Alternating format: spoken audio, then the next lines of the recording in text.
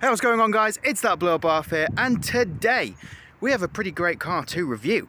And well, you're probably thinking, what could it be? Is it a modified car? Is it a sports car? Or even a supercar? Well, sadly not that, but I would say this is just as good. Now, how about I put the words city car into your mind? What do you usually think of? To me, a city car is usually a Fiat 500, a Toyota Aygo, or even a Nissan Micra. But there's one car that I think is the best out of all of these, and well, that is the Peugeot 108. And funnily enough, we have one here today to review. So how about we dive straight into it and talk about this perfect French runaround. So everyone, here it is, the Peugeot 108 collection, and this is a fantastic car indeed. Well, it ticks all the boxes for a great city car, this being practicality, space, styling, and even price. And I've got to tell you guys, this is a very cheap car indeed, but with its price you get all of these fantastic features, trims and specifications. This one in particular is the collection trim, which gives you a lot of nice sporty and stylish accents, but for all of this, it's only £10,000, and even under if you can either haggle on the price or find a decent one on a website. And well, £10,000 for a practically brand new city car is fantastic. That's an awesome price, I've got to tell you. I mean, like I said, for a 2020 car with all of these accents and trim levels and specifications that are available, it's a great choice for sure. Now, how about I tell you why this is a great car? Not only is the styling really modern and aggressive, but also the tech is top notch and extremely great as well, which is why I would recommend this car to a lot of people who want a modern day city car that's easy to drive, spacious, and just looks really, really great. So how about we start off with the styling and start with the front bumper. You must, well, I've got to say there's quite a lot of bugs around today, guys, so if the camera starts shaking a bit, I am just trying to whack the bugs off my face, so apologies for that. But how about we get started with the front bumper? Now, like I said earlier, this is the collection trim, meaning you do get these really nice, sporty and aggressive decals on the front bumper over the top of the headlights. And I must say the headlights themselves look really good. I mean, this sleek, angled shape going into the front bumper itself looks fantastic and really gives the car a bit of aggressive personality, I'd like to say. And if we step back here, this looks really, really good. I mean, we've got all those aggressive lines, the shapes, and the way it integrates all together just looks super good. So if we talk about this chrome here, we've got a really nice chrome grille with the modern Peugeot lettering on the grille itself, with the sort of modern but not updated Peugeot logo, but that's fine to be honest, because I've always liked this style of the Peugeot logo all the way from the 2000s up to now, so hey, not bad indeed. Taking a look at the bottom of the bumper, we have the new style plate, which again, this is a 2020 car, and let me remind you, under £10,000 for a great bit of kit and car. So just keep that in mind while we review this car, because that is fantastic. So yeah, we've got this bottom grille here as well, which does actually vent. Half of it's blocked off, but half of it does vent, which is a strange decision, but hey, I'm all for it anyway. It looks really, really good. And then moving to the side of the bumper here, we have the really nice chrome accent going across the reflector, along with the daytime running lights and the bottom there with a very nice square cubic design as well. That looks really, really good. And also, something I have noticed about this car, if we step back here and kind of go like this, you can sort of see it has, well, like mud guards underneath the bumper, but to me it sort of looks like a splitter, which is kind of peculiar, but I really, really like it. It sort of adds a bit of, well, I want to say character, but it sort of looks like it's modified in a way, which is really weird to say, but I like the design of that because it looks like a splitter. So that's pretty cool indeed. Moving to the hood here, we have a beautiful paint option on this car, which I will get back to in a minute. But yeah, we've got this lovely fleck in the paint, and of course, like I said, the modern-ish Peugeot logo with these really nice lines going across it. And of course, as well, we've got this really sporty line going across the bonnet as well, which looks really, really good, transitions nicely into the headlight there. And of course we've got the decals on the side of it as well, which I've got to say look super fantastic on this car. I really love the decals, and it's only available on the collection trim, so just keep that in mind if you do want one of these cars. So how about we move to the side here, and we will be moving to this side of the car as it's a lot easier because the sun is quite bright today, and like I said, it's bringing out quite a lot of the bugs, so it's slightly annoying, but hey ho, we'll get over it. So let's talk about the paint. So this is Caldera Black, which is more of the glossier and nicer paint options than Raven Black. Raven Black is more of a darker and, well, I don't want to say matte, but it doesn't really have the fleck like Caldera Black does. And I must say, the fleck in this car is superb. I mean, hopefully it does show up on camera, but if you can see it, it looks really superb. I mean, like I said, it just looks fantastic. And well, if you can't see it on camera, then I do recommend going to see it in real life, because it is super nice to look at, and the fleck comes up really easy. I mean, just like every other car, if you put a little bit of TLC and hard work into it, the result will be rewarding. Awesome gloss paint with a lovely fleck in it. You can never go wrong with that combination. So let's go on to the side profile here, which is, well, very subtle, but looks really, really good. As you can see, the width and length of this car isn't too big, which is why it's so good to use in the city. It's small, but big enough, allowing you to, well, get in a very large array of parking spaces and deal with very tight and difficult situations in an easy and, well, pretty, I don't know, I want to say fun way, but I suppose situations aren't fun. But if you've got a small car, then you can, well, wiggle your way out of tight spaces and tight situations quite easily. So back onto the side profile itself, like I said, it looks really, really good. Now, with the collection trim, you do get quite a lot of features, and most of them show up on the side profile. As you can see, we have another sticker decal on the side here, and fun fact, if you want this sticker to shine like mad, all you've got to do is get a bit of, well, either back to black, or, it's interestingly enough, Demon Shine tire spray. Spray it on a sponge, wipe down the B-pillar, and look at that. You can actually see that on camera. The fleck is mad, and that's on a sticker. So interesting, fun, and useful fact there for you guys. Now, the other collection line options here are the chrome wing mirrors, which look fantastic and really give a bit of luxury character to the car itself, and which is why I think the collection trim is the best, because I mean, chrome wing mirrors, lovely wheels, stickers, all that good stuff, you can't go wrong. So talking about the wheels, we have 15-inch diamond cut foreign alloys, and that's right guys, that is actually how it is said, foreign, T-H-O-R-R-E-N. Now I'll let you guys decide how you want to pronounce that, but I'll just roll with that for now.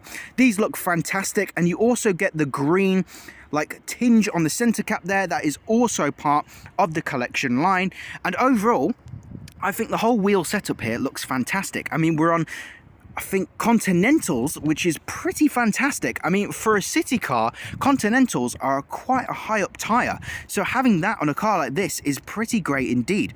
Continentals are a fantastic tyre and really, really allow you to grip the road, and are really good for all weather situations. So pretty handy and pretty useful to have on a car such as this one.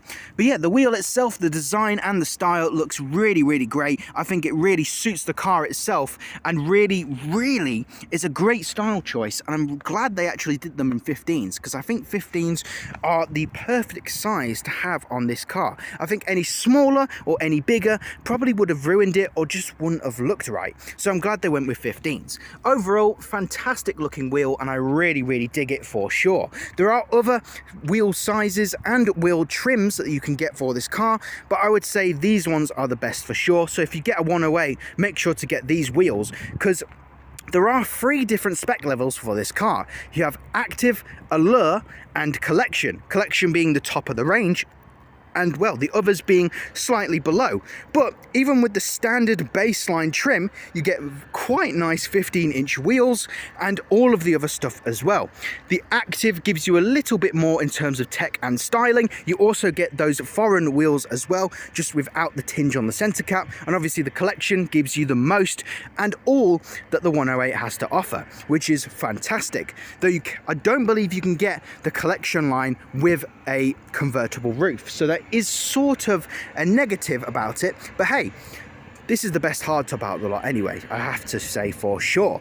So that is pretty much everything for the side profile. Of course, we've got these fantastic windows as well, which open sort of like, I don't know, they don't go down, they actually come out, and they sort of look like the Japanese Gundam robots in a way. I don't know why I think of that when I see them open, but I just really think they look cool. Sort of like a jet as well. Really, really unique sort of windows going on there. And it's a 4-door, so continuing on that practicality there, we have 4 doors allowing for ease of access and, well, just spacious as well. So yeah, pretty awesome. I've got to say apologies as well if I seem to stutter or just kind of like pause on my words, because it's so hot today, so thinking is sort of difficult, and dealing with these bugs is also an issue as well. But hey, anything for the channel. So coming onto the rear of the car here, we have a lovely profile for sure. Really slim, but sort of stylish as well, which is why I love the 108. It combines so much style and shaping and lines into one very nice car. So start off at the top here, we have sort of a wing going on that sort of goes woo woo like that. Bit of a weird noise, but hey, it pretty much signifies that there's a lot of nice shaping going on. And if we try and get this angle, you can sort of see the dip into the middle of the roof, and you can kind of see it here as well. It sort of dips in and then goes back out as well. Really nice. And of course we've got this top brake light as well, and then coming to the all glass rear. And that's right guys, the whole back of this car is pretty much glass, which is pretty cool indeed. Really unique actually, but you can kind of not tell really because it's so tinted. It looks like just a regular rear bumper, which is fantastic. I mean, this is glass, but if I hold it here, you just cannot see inside the car. Now, the side windows are also tinted, and the back is as well, which I believe is an option on the Collection, but it could also be on the lower trims as well, which is pretty sweet. Coming to the rear lights here, we have really nice design inside this bulb. I think they look fantastic. We've got the crystal clear bit on the side here, and then these really nice lines going into the top of it. I really dig that. I think it looks fantastic. And then we have the newer 108 badge on the back of the windscreen here. It looks really good. Sorry for the noise as well. We also have this massive harvester. I don't know what's going on today, guys, but hey, we'll try our best.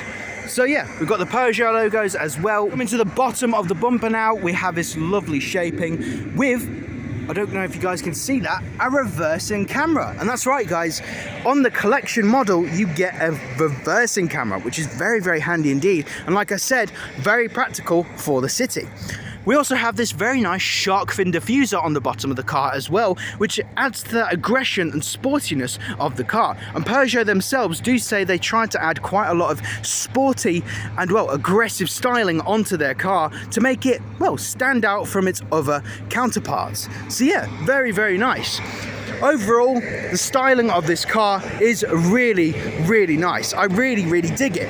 I think it's better than its other counterparts, that being the C1 and the iGo. Now, in the past, we have also done a C1 VTR on the channel. So if you want to go check that out, that would be very much appreciated. And you'd be able to learn what the previous version of this car was like. Because, well, this is pretty much the same as its other counterparts, that being, well, like I said, the C1 and the iGo. The interior is the same, but the exterior is different. It's sort of like ice cream. You get to choose your own flavour and topping. The flavour being, well, the model, the 108, the iGo or the C1, and the topping being the trim and specification, whether that be the iGo X, the C1 VTR, or the 108 Collection. So it's really good. It allows you to get quite a variety when choosing these cars, but with the same interior and tech. So that's fantastic.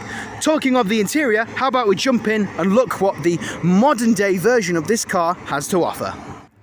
So here we are on the interior of the 108, and as you can see, 10 years has definitely improved this car. I mean, a decade is quite a long time, allowing Peugeot, Citroën and Toyota to give their cars a massive upgrade for sure. And well, as you can see, the tech, the layout and even the styling has definitely improved. So how about we start with the door card like always. It's got a lovely design going from here all the way to the end of the door, and it's paint as well, so you could get the fleck on here too, which is fantastic.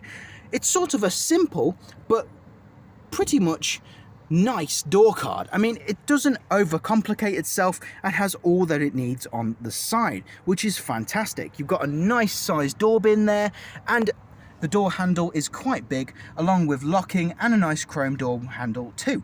Very, very nice indeed. We've also got your door switches, or window switches I should say, sorry, and a nice little speaker there too. Not sure what audio system these cars run, but I imagine it's pretty decent if it's the top spec of the range.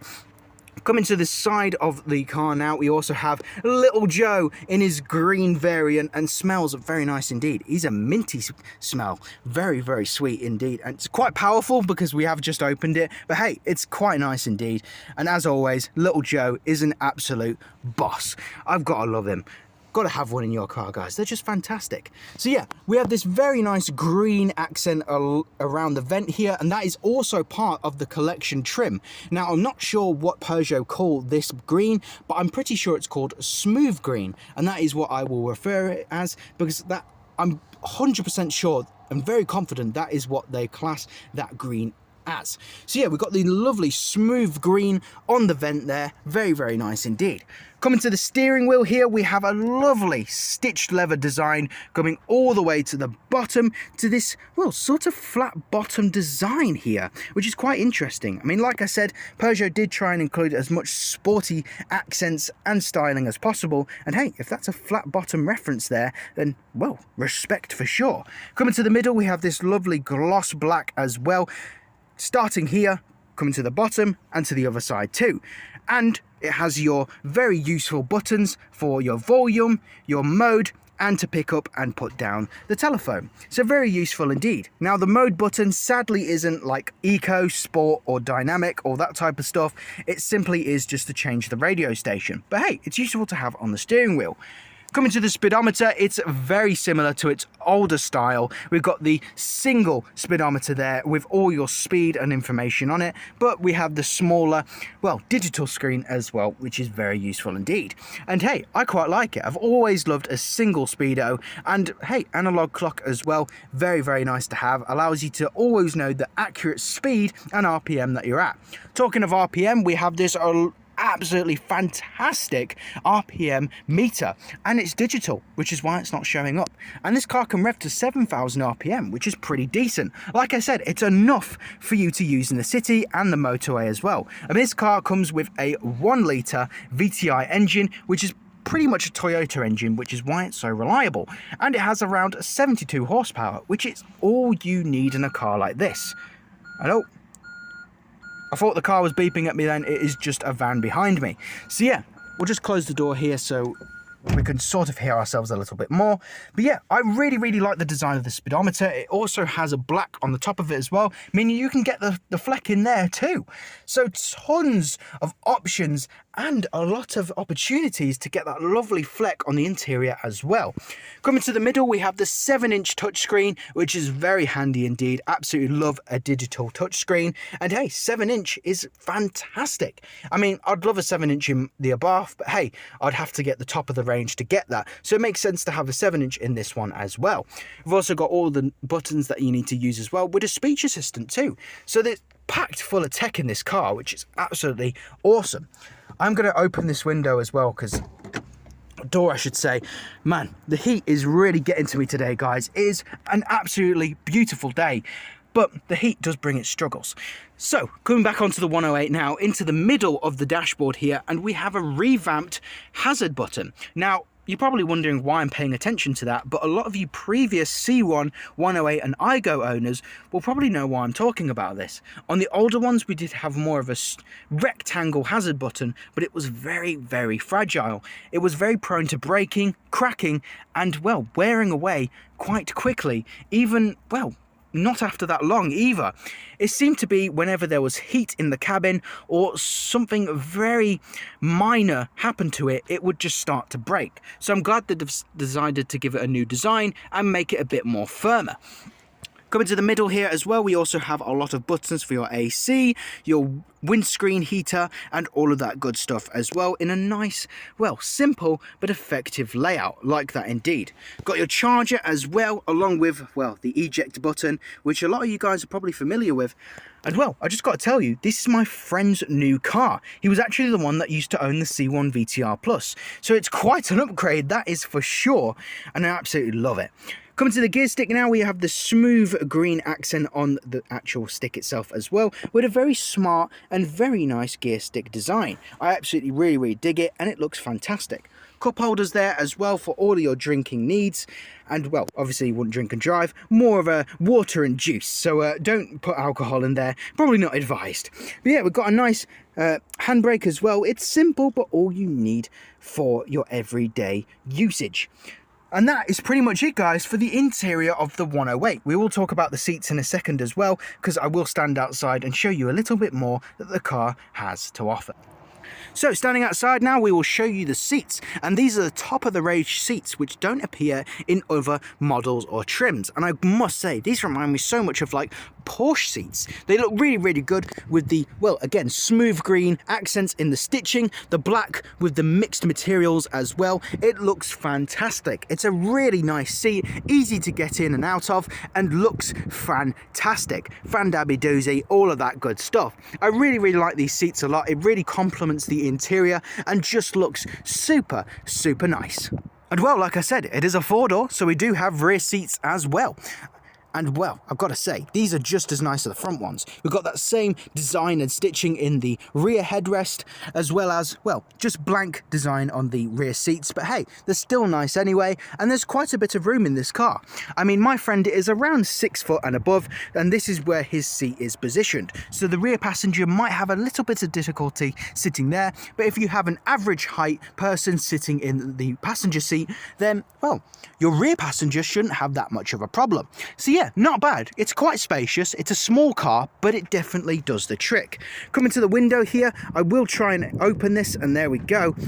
Very easy to open, and of course we've got that very cool and unique design going on with the window. If I close the door here, you can kind of see what I mean. It's got that Gundam jet fighter style going on, and I really dig it. I think it's super cool indeed. And this is also the latch for the petrol cap. So if we come round to the side here, we can see it's now open. It's pretty cool to have a locking fuel cap on this car. And of course, we can't do that blue bath fuel check because, well, one, this isn't a bath, and plus, it's kind of just a normal city car with a normal fuel cap, which makes sense. It's supposed to be easy and nice to live with and use, and it pretty much is. It locks in place very nicely, and yeah, once you do that, nobody's going to be able to mess with your fuel cap. So it's a pretty great security type of design from Peugeot, and I really rate it. So how about we hop in again and start it up to see what we're working with. So I've just started up the car just to the ignition phase, just to get everything on and working. And as you can see, we've got all the little dials and all that good stuff on and operating. We also have the start of the RPM meter turned on there. And as you can see, it looks pretty cool. So how about we just quickly talk about the infotainment system. We've got all your little options there. We've got setup to mess with stuff with the car. We've got the phone to pair up with Bluetooth, connection, car information, which is pretty much your trip information, your MPG, where you've been, how long the journey was, and what your range is. Pretty useful indeed. And if we come back, we also have audio source, which is pretty much your radio and what station you want to tune into. So pretty cool indeed. And if I just turn the radio off here, should be able to, actually no, my bad, if I just turn the key off and then turn it back on, we have got pictures of dogs, which you're probably quite confused. Why would Peugeot put pictures of dogs on their infotainment system? And that is because, guys, you can put custom images on your infotainment display, which is pretty decent. I have not come across many cars that allow you to do that. So that is pretty cool indeed. So it's now time to start up the car and see what this little 1 litre is all about. And we also get to see the RPM gauge as well, because that will be pretty cool. So it's foot down on the clutch to start it, and how about we turn it on? And there we have it. So there is the RPM on with the speedometer too, and it doesn't sound too bad. It's quiet, which is nice for city driving, that is for sure. It means you don't have to hear any drone in the cabin or hear any obnoxious exhaust noise. So how about we just give it a tiny rev just to see what it's all about. And then we can see the RPM meter there, pretty cool indeed. I love that, that is just so cool. And a little bit of outside noise. That's not bad at all. Pretty decent, I've got to say. I mean, for a 1 litre, that is all right. It's all you need for sure. Very, very nice. So everyone, that is pretty much it for today's review on the 108 collection. What do I think of it?